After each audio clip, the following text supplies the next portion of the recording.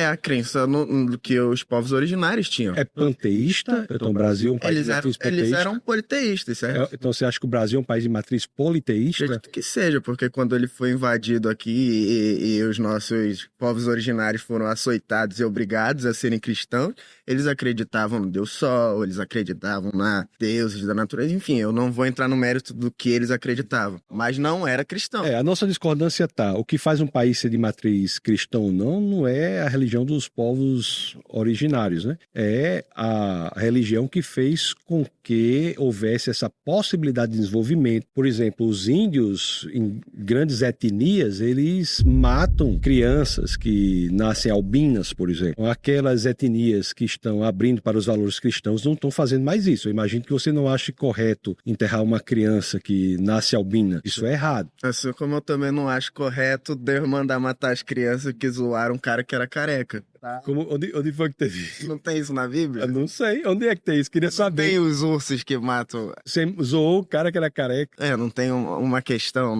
é que eu não lembro quem é a pessoa da Bíblia. A questão vamos centrar na questão. O cristianismo é a visão de mundo mais tolerante que existe. E por que eu digo isso? Porque todas as manifestações de pensamento encontram nos países de matriz cristã a possibilidade de desenvolvimento muito maior que encontram em qualquer outros países. Islâmicos, ateístas. E você acredita que o desenvolvimento, então, ele é pautado na crença cristã? Graças à crença cristã, que é uma religião que não se expande de acordo com a Bíblia pela força, mas pelo convencimento, é que todas as visões de mundo são respeitadas. Não é dizer que todas as visões de mundo são verdadeiras. É dizer que o direito que eu tenho de expressar a minha opinião é o mesmo direito que você tem, Beto, de expressar a sua opinião. Mas para saber se a minha opinião é verdadeira ou a sua é verdadeira, nós temos que buscar as evidências. Agora, o erro está em achar que tolerância é dizer que seja lá o que você acha é verdadeiro. Isso não é tolerância. Tolerância é nós defendermos que nós devemos ter a segurança de nós expressarmos a nossa visão de mundo, como nós estamos aqui, de maneira respeitosa, eu colocando minha visão de mundo e você colocando a sua visão de mundo e cada um trazendo argumentos muito, muito importantes. Todas as demais religiões, você tem escadas para você subir e ir até Deus. O cristianismo não, basta que você queira. A visão cristã é tão radical, que diz que o Deus, criador dos céus e da terra, é que vem até você. É impressionante demais. Tem um escritor chamado C.S. Lewis. Ele dizia assim, olha, se fosse para inventar uma ficção, eu não inventaria o cristianismo. Isso só pode ser realidade. Desculpa, vamos pausar? Obrigado, viu, Beto? Muito bom. Eu ia dizer, rapaz, me perdoe. Sabe o que eu ia dizer para você? Deus abençoe.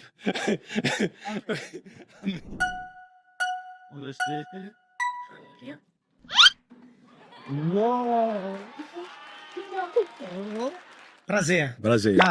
Cássio. Eu sou uma pessoa que eu passei por algumas religiões, né? Só nunca peguei as religiões do Oriente, porque eu nunca viajei pra lá, nunca... Mas de todo um pouco eu li alguma coisa. A Bíblia em si, ela é um livro montado. Veio lá da época lá do Constantino, que era credor de um deus pagão, e nós não era vivo na época, pra dizer se era ou não era.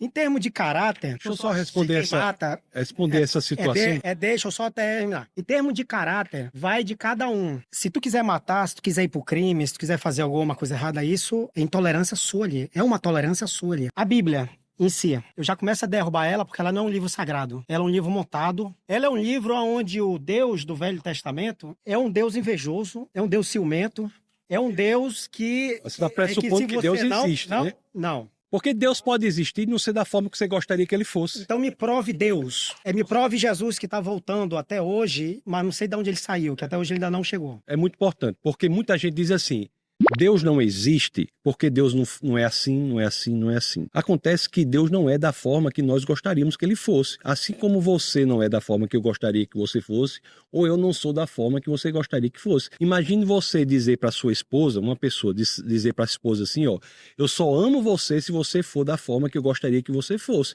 Isso é extremamente desrespeitoso para a esposa, o que dizer em relação a Deus. Então o fato de você identificar um Deus, que é um problema de teologia, você identificar um Deus que não é da forma que você gostaria que ele fosse, nem de perto é uma prova para a inexistência de Deus. Não, eu não cheguei na minha pergunta final. Não, o que eu gosto é assim, são objeções do as suas objeções, como a de todo mundo que chegou aqui, são objeções do coração, cara.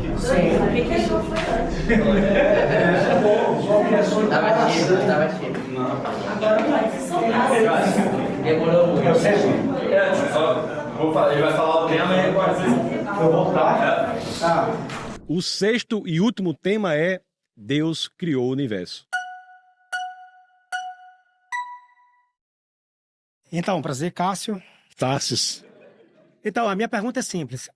Dentro da Bíblia, como vocês denominam ela ser um livro sagrado, que para mim ela não é, aonde o Deus do Velho Testamento, lá de Gênesis, é um Deus mentiroso, pagão. O tema é Deus criou o universo? Isso, não, eu vou chegar lá. E um Deus assassino, né? E um Deus covarde, que como ele tem o poder, ele é o majoritário, Pra ele ele ser pode tudo tirar isso, nossas Para ele vidas. ser tudo isso, cara, ele tem que existir, Isso. cara. Deixa eu só terminar a minha pergunta para você entender. Mas para ele ser tudo isso, ele tem que existir, Isso, cara. calma. Você não existe, Senão, não pode senão ser você não vai entender. A Bíblia, o Deus deturpado, que alguns religiosos, a maioria hoje, é da intolerância, pregam o Deus do Velho Testamento, um Deus ruim. Quando passa a metade da Bíblia para o Novo Testamento, esse Deus, ele se torna um Deus de amor. O Deus, ele mudou, entendeu?